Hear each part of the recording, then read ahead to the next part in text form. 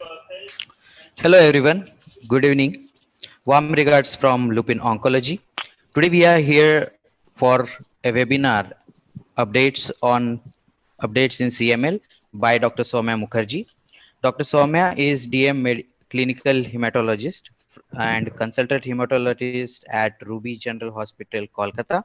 He has passed his DM hematology from NRS MCH, formerly attached with the Badwan Medical College as assistant professor, and his subjects of interest are lymphoma, myeloma, and ITP.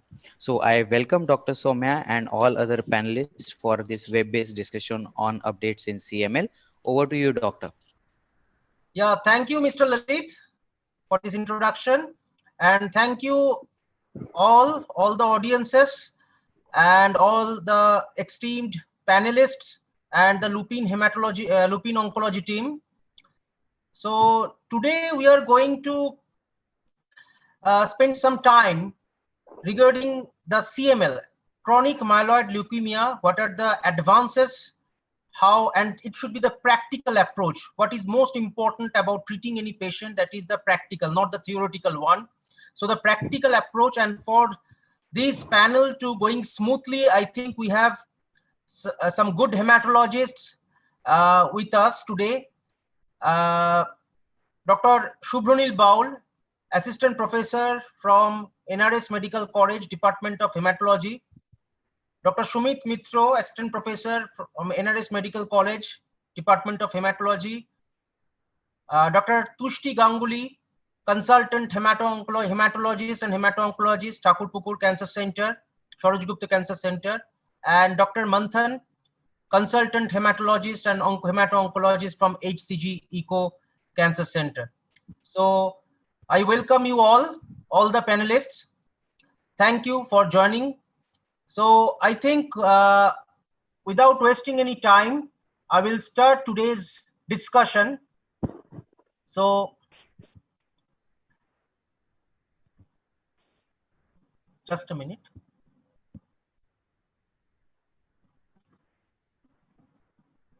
So today's discussion is about CML 2020 and what is new. So we'll bring this discussion in the background of a original case, real life case, and I think with this case we will discuss about the what are the advances of the CML treatment in 2020. So already I have discussed about our esteemed guest panelists and myself, Dr. Soumya Mukherjee. I will moderate the session today. So all these updates of CML in 2020 will be based on mainly two guidelines. These are very important. One is the ELN 2020 guideline, and the second is NCCN guideline. All the discussions will be based on these two guidelines. And what are the approaches? What are the real life approaches? Guideline is separate, but when you are working in a field, how you are dealing with the patient, that is very important. That is our main motto. So the real case is Mrs. Y is a 28-year lady, increasing fatigue, upper left quadrant discomfort, and she is hypertensive and diabetic, pre-diabetic. When we examined the patient, she had a palpable spleen 8 cm below the left costal margin, and routine blood investigations we have advised, which showed WBC 1,89,000 with metamyelo 40%, basophil is 8%, hemoglobin is 8.4, platelet 3,70,000. So with this, we did the marrow. We had a strong suspicion that we are dealing with a case of chronic myeloid leukemia or any other myeloproliferative neoplasm. We did the marrow and cytogenetics and all those investigations. So marrow shows hypercellular marrow with left shift, blast 6%. Cytogenetics report showed 922 translocation, and it was BCR-ABL also shows positive. So my first question is to Dr. Manthan. Dr. Manthan, are you there? Yeah. So in this patient, suppose a patient with this background comes to you, what baseline investigations you will advise for the patient? Right. So as you have already told that a marrow has been done and CML has been confirmed, or the bone marrow picture looks like CML. So we would straight away like to do a BCR-ABL, most preferably by a cytogenetic, so that other mutations or translocations, if present, we can pick it up.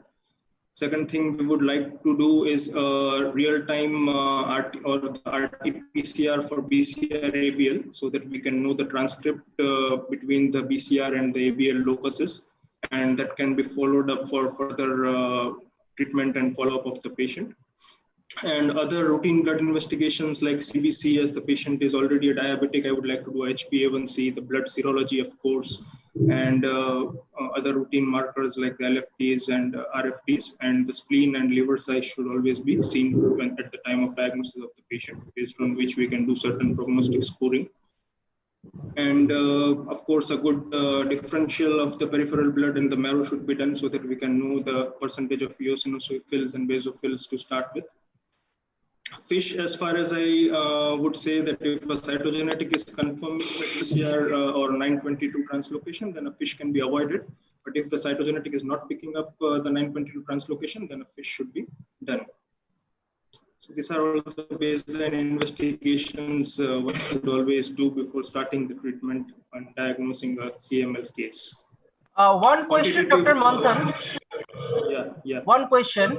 In your routine practice, do you perform bone marrow aspiration only, or bone marrow aspiration and biopsy for all the patients? I do perform bone marrow biopsy also at diagnosis, because these are definitely chronic disorders, and here there are chance of bone marrow fibrosis at the diagnosis. Yes, and we all know that the fibrosis, if it is on the higher grade, then that indicates a poor prognosis. And one important thing is that in many cases, you will see that in a packed marrow, you are doing the aspiration. It is sometimes very difficult. Unless you get a good biopsy sample, it will help you. So we are doing the bone marrow aspiration, biopsy both, and sending the samples for cytogenetics and BCR-ABL and everything. So the last question is important. Any help by knowing the BCR-ABL transcript type? That is it is it okay, or what do you think? What's your opinion regarding that? Yeah, definitely. The transcript type is definitely helpful, because the patient might do the quantitative PCRs in the further follow-up at different labs. So if a transcript is known, the lab can follow up that transcript directly. Second thing is that sometimes there can be atypical transcripts. That's very important. Yeah. So we cannot follow up them by RQ-PCRs, and we need to do RT-PCRs for these patients, and sometimes also FISH for follow-up of this atypical transcript patients. Yeah, I had one patient with atypical transcript. That is a very important. Okay, so what the ELN 2020 guideline says, already discussed brilliantly by Dr. Manthan, about the proper clinical examination is most important, along with complete blood count, bone marrow, cytogenetics, fish in few cases, BCR-ABL by RT-PCR. That is very important. And so these things we should do. Dr. Tushti have joined. Dr. Tushti, are you there? Okay, I think that my next question. You can forward that question to me, Dr. Shomo. Yeah, I know you are here. Dr.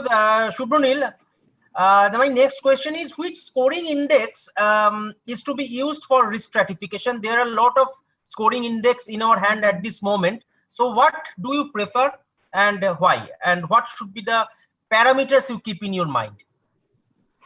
Okay. So these are the predominantly 4 scoring system which we know from our training days like SOCAL, HASCO, UTOS and ELTS. And all the 4 scoring system has some same advantages, that if the scores are at baseline low, based on spleen count, based on spleen size, based on basophil count, but presently the UTOS score is the most validated score, and it has been recommended in the ELN 2020 recommendation. That and it is not possible to remember and to calculate. We have an app, we can easily put the parameters required, and I think it is the best score presently for predicting the outcome related to survival. That And is very besides this, important. there are some important points like what is the background of the patient presently in precisely for my country, then what job he is doing, then his access to lab, and what is his age. Comorbidities are always a part of every nations, but the most important is background, his financial capabilities. Regarding all this, we have to take it into consideration. Besides, the ELTS UTO score is the most favored score now. Okay, Shomo. Yes, thank you, Dr. Shubhanil. What the 2020 ELN 2020 guideline, they are telling that the new score, ELTS score, they predict the probability of dying leukemia-related death. Previously, all those scores are not directly telling that it is the leukemia-related death. So that's why they are now preferring this score for the newly diagnosed patients. So my next question is, Dr. Sumit, in this patient, in this particular patient, what will be your first line treatment and why? There are options in our hand, and what will be the treatment? Dr. Sumit?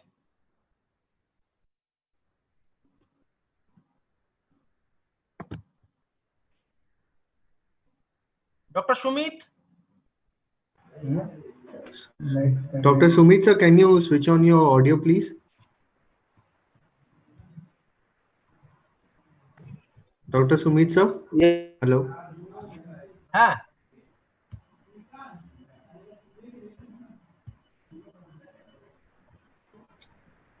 Hello. Yes, sir. Hello, we can hear you, sir.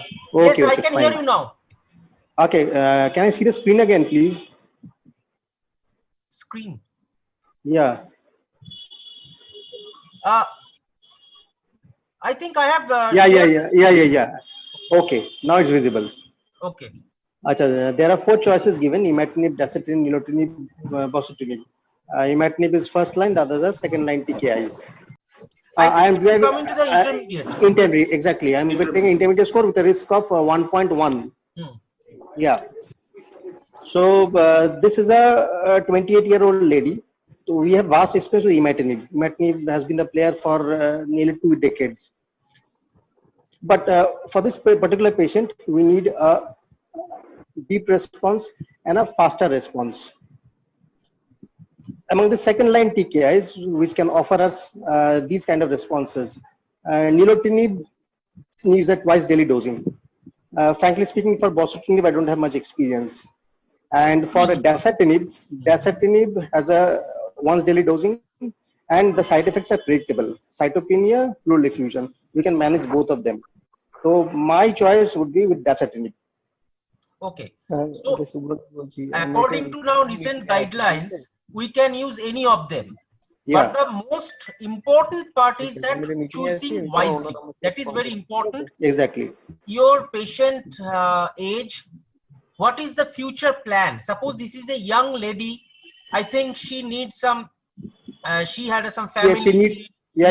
You will have She a needs to conceive. Yeah, she needs to conceive. We need to keep TFR in mind. Exactly. Exactly. For the treatment-free remission and deep response, unless we achieve the deep response, then TFR will be very difficult in future. Exactly. So for these drugs, I think bosutinib we have not used. I think personally, I have very minimal experience with bosutinib. Minimal experience, but I think for this, and the patient is pre-diabetic, and for this nilotinib, I think it is not a good choice. Okay, so dasatinib in this case, it is a good choice, and this is the guideline. Here you can see that these primary treatment can be of any one of them.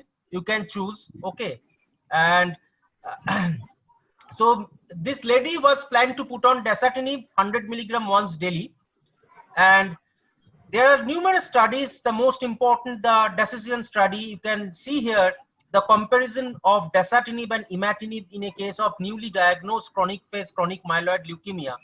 The most important is the early molecular response. Here you can see it is significantly more in dasatinib.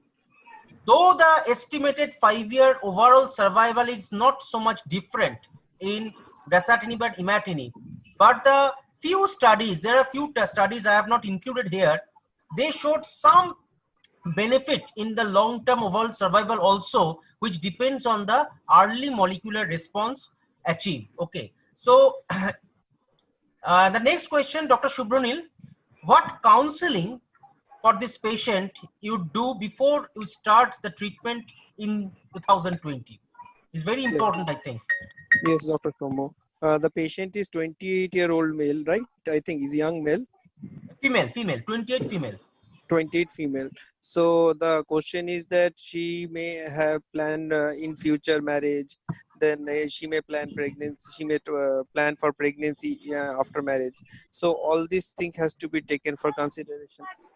Regarding that, we have to plan for a stable good response for him, and that is achieved as early as possible is better. And then we can plan TFR for him, and we can also, if we achieve MMR, then we can also plan to discontinue her TKIs if she wants to plan pregnancy in future. And for this also another things that has to be taken into consideration regarding what Dr. Sumit has told, that any three options can be selected, but all the three drugs, all the current drugs are not without side effects. Like imatinib has pigmentation problem. A young female with pigmentation issues can be a issue. Then imatinib also in my practical experience have shown intolerable gas, GI intolerance. Dasatinib has its own limitations. Nilotinib has cardiac issues, and bosutinib has issues like severe diarrhea. So all this has to be informed to the patient in 2020 in clear terms to them. That is very Then important. very important.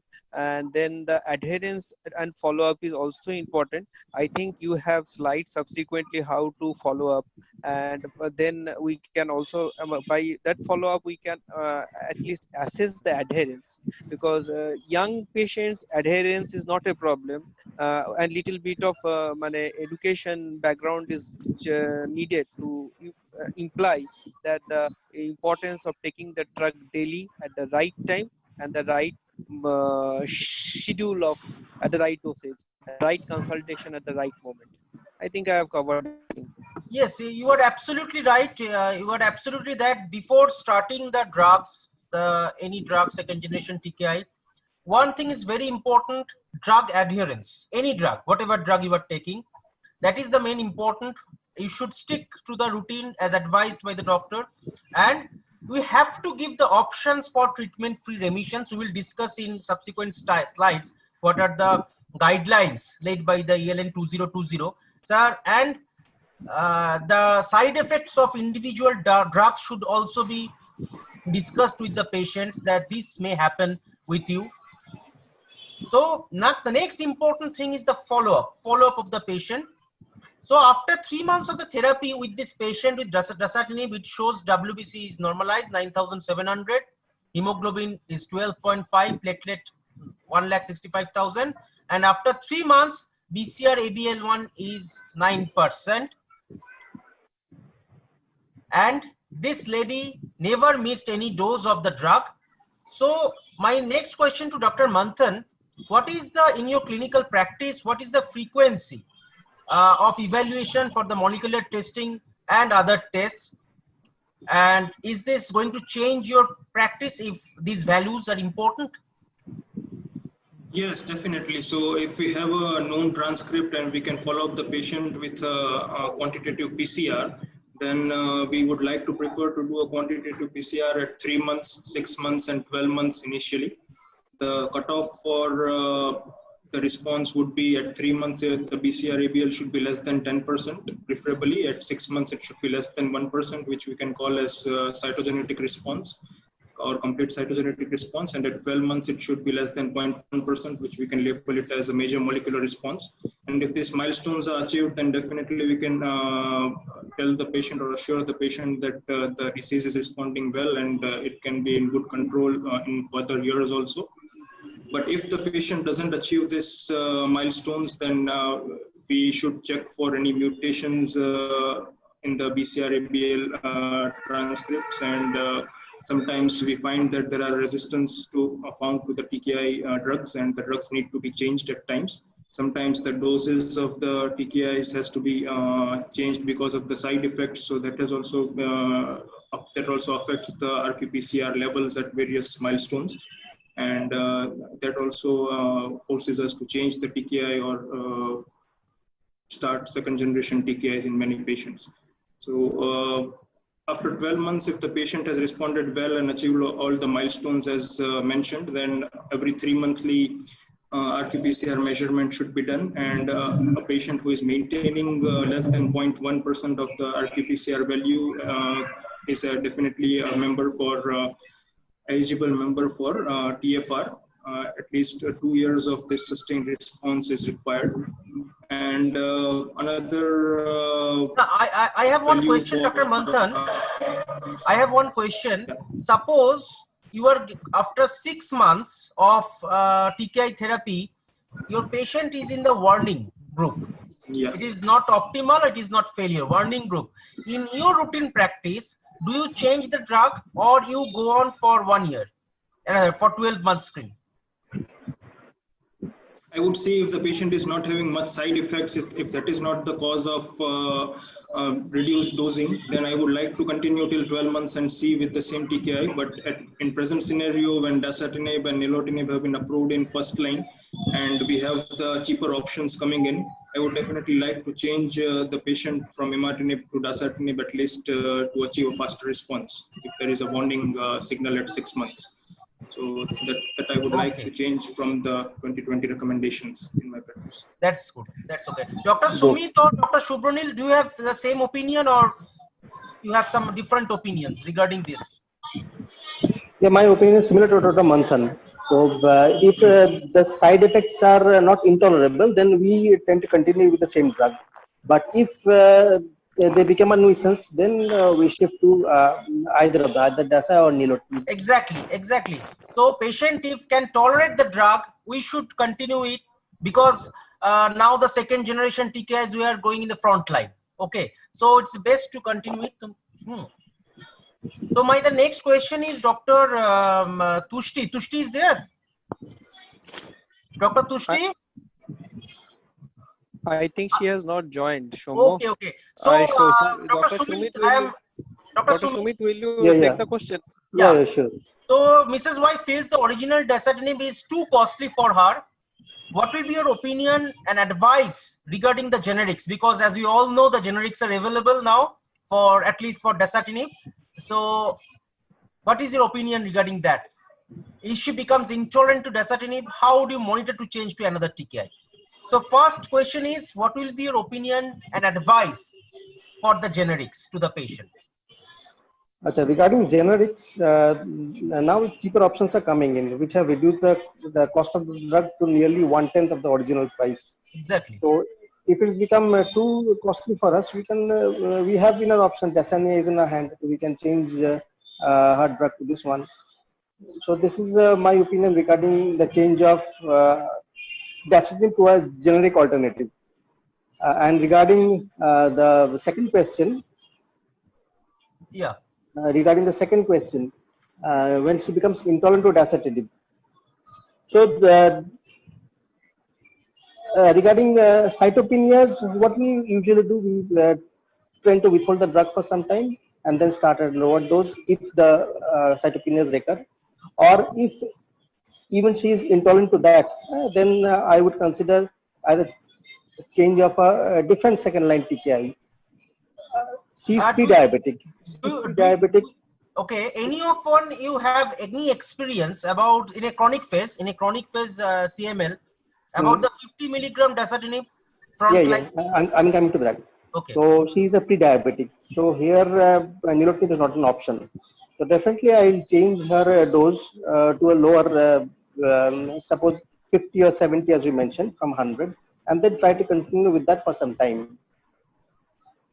Okay. Because now there are numerous papers, few papers are coming that for at least for the CP patient, chronic phase patient, chronic myeloid leukemia patient, exactly, yes, the 50 milligram dose is equivalent exactly, for yes, response, and the toxicities are less. So correct. I think though in the guideline it is not still there, but the good papers are coming and they are advising that we may use 50 milligram. Exactly. For the Indian scenario, it suits our patients because they are tolerating a lower dose and they're doing fine. Okay. And as long as ELN 2020 what suggests that as long as generic drug meets the national standards of the country involved in terms of quality of production, bioavailability and efficacy, then it is an acceptable alternative to the brand product. That is very important part. And the second important is that if a patient is changed from a brand to a generic product, then enhanced vigilance for the first 6 months in terms of sustaining the response and observing for new adverse events is advisable. That is very important. So when you are using the new drug, we should keep a strict vigil on the patients and regular investigations and proper monitoring is needed.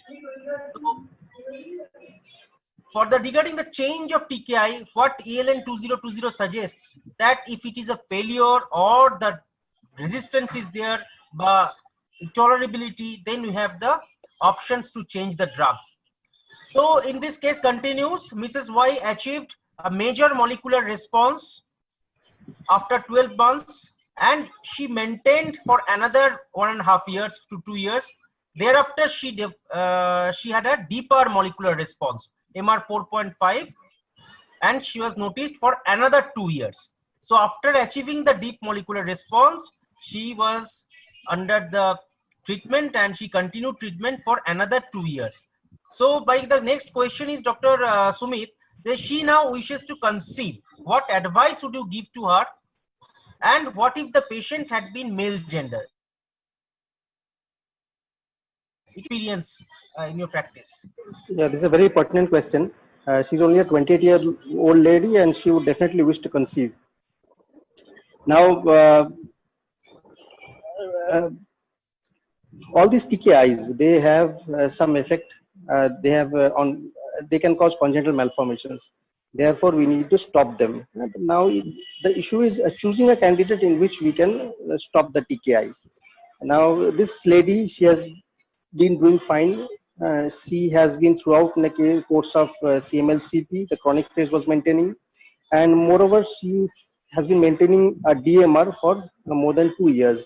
So she is a perfect case for undergoing a treatment-free remission.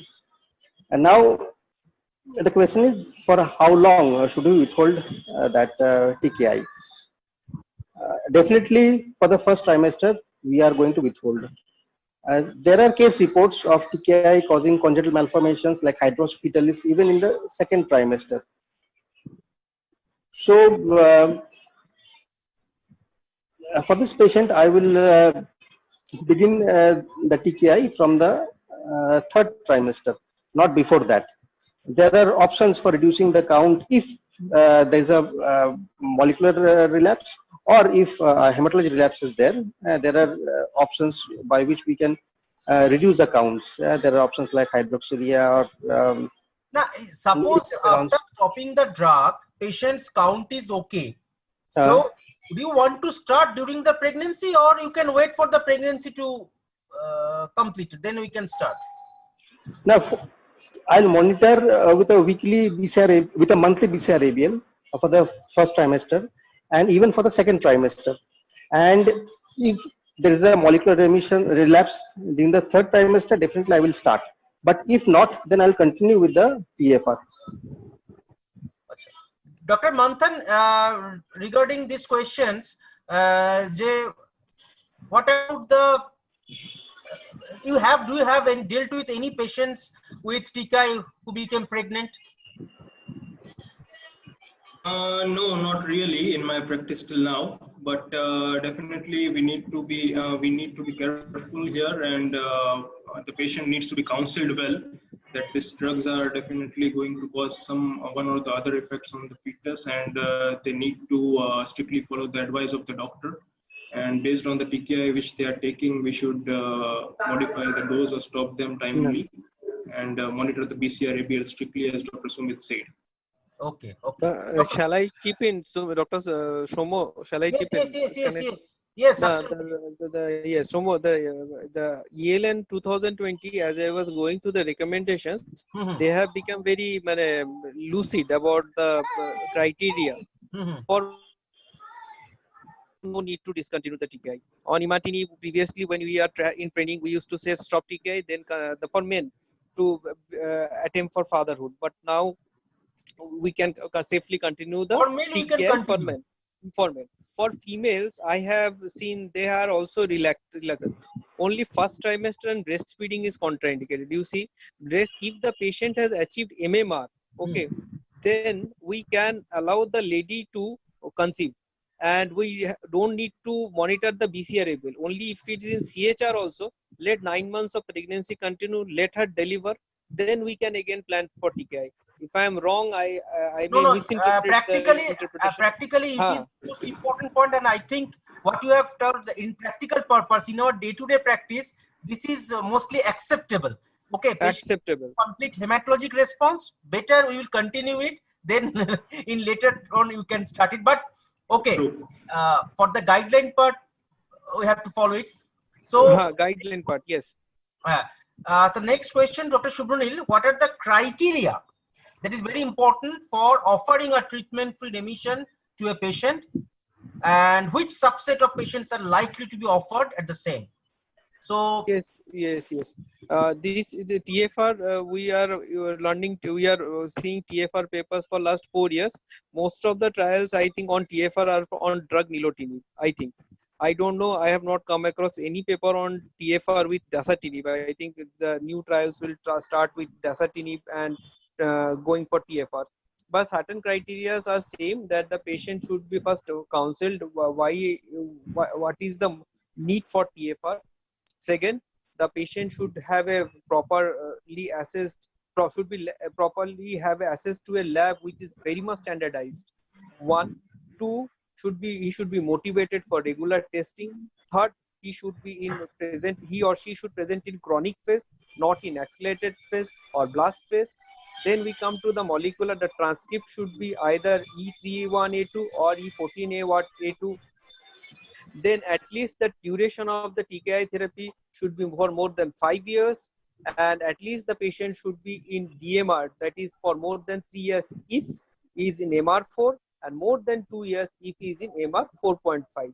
Besides this, you have to again monitor every monthly after you have started TFR, so because the relapses are high within the first 6 to 8 months. I think Shoma, I have covered no, most of the things. absolutely, you are absolutely right. But for the practical purpose, I am asking any panelists. The most important is the motivation, already discussed by Yes, Dr. yes. Subranil. That is the most important part. But the second important part is the laboratory part. How many laboratories in Kolkata offering MR 4.5 and how reliable it is? That is very important. Before applying the TFR, you should get a proper report that the patient having achieved MR 4.5 and what is the value of the denominator in the ABL. That is very important. And the all labs should ABL. standardize it. So standardization of the lab is more important. Dr. Sumit or Dr. Manthan, opinion regarding Yeah, that? yeah, I have one input. So many lab reports we see, they give BCR-ABL IS index of 0. And how do you interpret 0? Is it a MR4 or MR4.5? We don't know. Exactly. Right. I think right, Dr. right. Manthan have already So also seen this. Yeah. So that has to be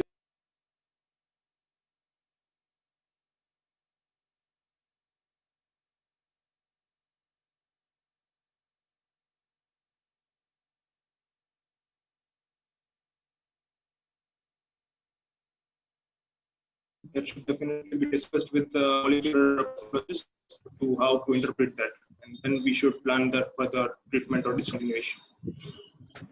Exactly. So the recent TFR ELN guidelines regarding TFR, what the data suggests that the TFR success rate for patients with stable MMR but not achieving DMR is significantly lower than for stable DMR. That is very important. So we should achieve DMR, then we can think about the treatment remission.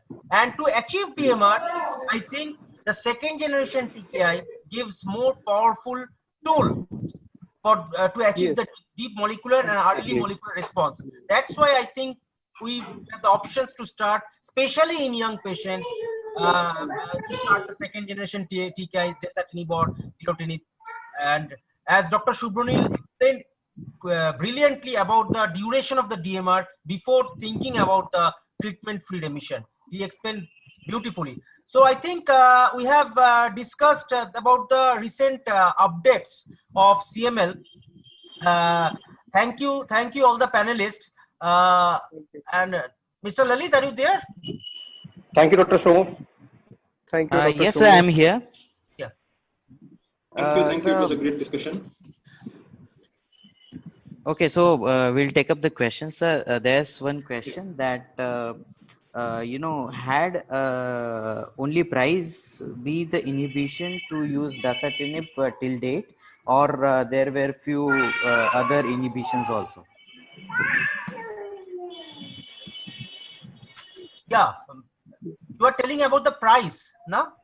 Yes, yes, a price. Means, Definitely price. I think that question means that, which factors really be considered, you were considering while using dasatinib, the Yes, positive and Mr. negative Lalit, points. Mr. Lalit, when Yeah, you were yeah. student, na, the most important part, most important thing before starting of any therapy, we should think about the money.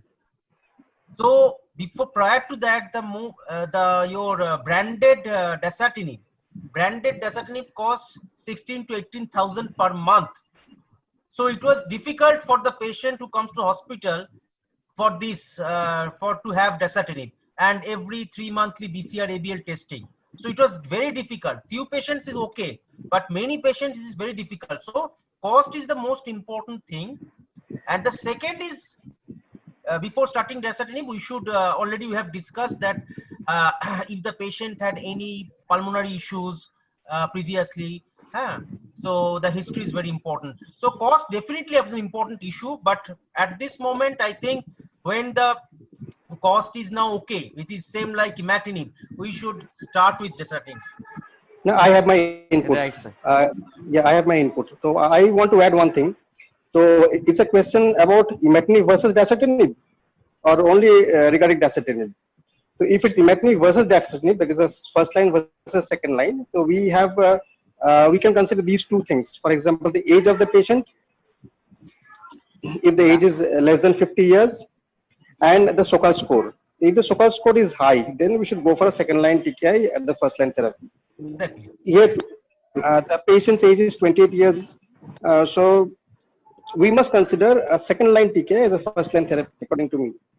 So dasatinib advantage is that the dosing is once daily, and for nilotinib, as I mentioned earlier, 4 tablets twice daily, it becomes cumbersome really. So if it's a choice between imatinib and dasatinib for this particular lady, then I should go for dasatinib. Yeah. Sir, there is another question. I think we have already been through this. Which TKI is safest during pregnancy? If it is, then should we change TKI during pregnancy?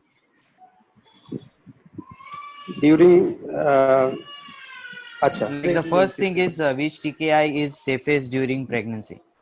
I think Dr. Subronil answered this. Yes, yes, yes, yes. I think none of the TKIs are safe. Exactly. None of the TKIs are safe during pregnancy. The only therapy that is recommended during pregnancy is interferon, and practically it is costly, interferon therapy, and I have no practical experience of it. But what I mentioned clearly, that ELN guideline has very much clearly mentioned that if a patient is if a patient has achieved MMR, we can allow her to take pregnancy. We can monitor her counts monthly. Let the pregnancy finish, then we can start her TKI.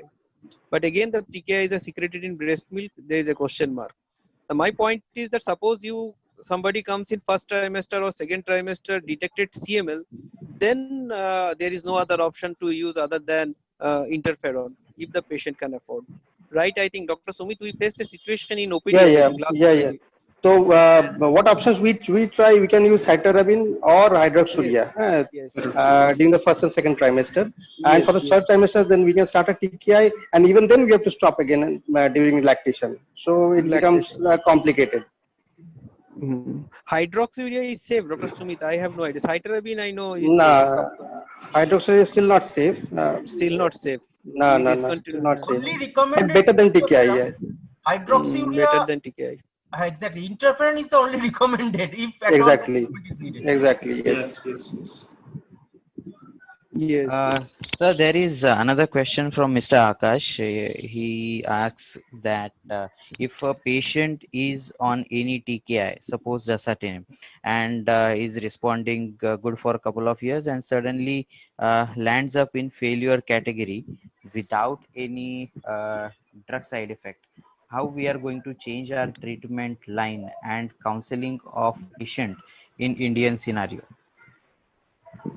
The most important thing, Lalit, is that if the patient is in failure on treatment, we have to go for the mutation study. That is the TKI Right. mutation study. That is very important. Yes, sir. And regarding TKI mutation, there are a lot of things. I am not going into the details. And after doing the mutation, if there is at all any mutation is there, we have to carefully select which drug is now applicable for the Right. patient. Suppose the patient having some mutation which only nilotinib is effective. So we have to change to nilotinib. If it is not effective to nilotinib, we can change to bosutinib. Okay, so these are the options in my hand. And now I think except besides nilotinib, dasatinib and bosutinib both are available as a generic in India. Okay, and so that's why we select the drugs after doing a TKI mutation. That is the first foremost thing. Yes, sir. I would like to add here something. Yes. We should always also look into the blast percentage of the patient and repeat bone marrow to see whether there is any clonal evolution also becomes Exactly. important here. That is. And if Right. the patient is going into a blast crisis, then it can be either a myeloid blast crisis or a lymphoid blast crisis. And again, there dasatinib becomes a good drug to give because it has good CNS penetration and very good. But as the question is that the patient is relapsing on dasatinib, so we are left with few other options of TKIs plus chemotherapy, and then obviously allogenic stem cell transplant. Exactly. Sir, there's another question that which scales in general you use while treating your patients in day-to-day practice, like Sokal score or Hasper risk score or any others? Personally speaking, I use the Sokal score. So I find it very convenient and very useful to track my patients. But ELTS code is being preferred nowadays. So I'll try to switch into ELTS now. Okay. Same here. I am also using Sokal. ELTS is there with QXMD or some other. Yes. And now he can put the data and we'll get the idea. Yes. Exactly. Exactly. Sir, another and last one was about the dose, which you are using maximally in maximum number of patients of dasatinib in your current practice. I think that's been covered, but still, if it can be answered once again, it will be great. Yes. Yeah, actually, we are using for the chronic phase patient, we are using 100 milligram. But I have I have one patient, I have used 50 milligram because after starting the 100 milligram, there was severe cytopenia. We have to stop. Then I started with 50. Patient is tolerating well and achieving the milestones okay, and she is absolutely fine. But usually I start with the 100 milligram, but for the blast crisis, the scheduled dose is 140 milligram. Okay.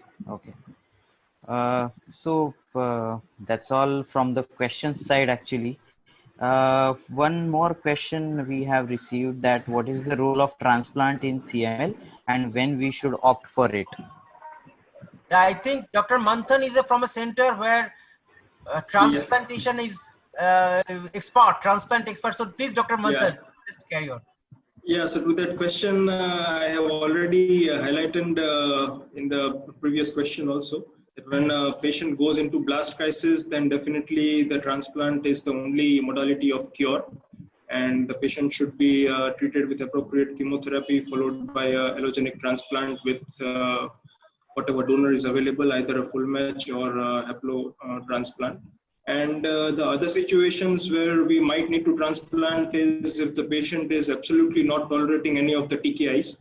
Once in a while, such situation can arise, and the counts are not getting in control. And if we see that the patient is progressing despite of changing TKIs, and that is one of the situations where we should transplant the patient and help him to get in good remission.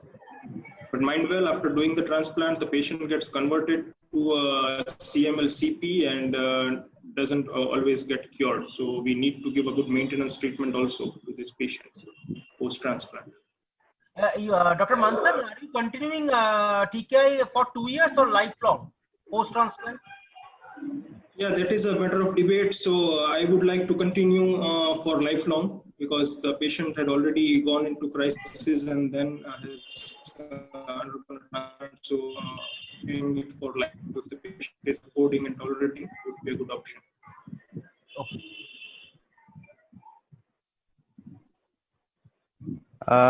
Sir, that's all from the audience side. Actually, there are no more questions. So, if you want to say like some more light, you want to put some more light onto dasatinib, please do that. Yeah, thank you, Lalit, and thank you, the Lupin Oncology team. I think this is a good discussion, and we have covered the major parts about the treatment management of CML. But the most important part, the important thing is that the new generics of dasatinib, especially the dasania from your end, I think this is a very important tool. Hello? Yes, sir. Yes, sir. Yeah. So for the treatment of our patients, now we can use, the cost is less. We unless we use the drug, we'll never have the data in our hand, Okay. Previously, it was not possible at all, the cost. Now I think it is the right time to start the second generation TKI as early as possible in specially chosen group of the patient. Then we'll have the data. That is very important, and thank Lupin for bringing this molecule and in a very cost-effective molecule. Thank you. Yeah, much needed. So hereby, I thank all the panelists, including Dr. Manthan, Dr. Shubhra, and Dr. Sumit, for joining us for this webinar, and none other than Dr. Soumya Mukherjee for giving us this opportunity to organize this program and have a beautiful discussion on TKIs and current updates in CML. From the behalf of Lupin Oncology, the entire team, sir, I thank you a lot for this opportunity and for this webinar. Thank you so much, sir. Thank you. Thank you, everybody. Thank you, Soumya. Thank you, everybody. Thank you, Dr. Manthan. Thank you, Dr. Sumit. Okay, bye. Okay.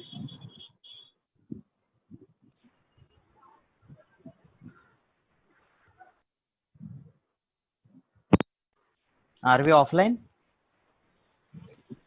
That's a meeting is over, right? Yeah, over. Okay, sir. We'll end the meeting. Great.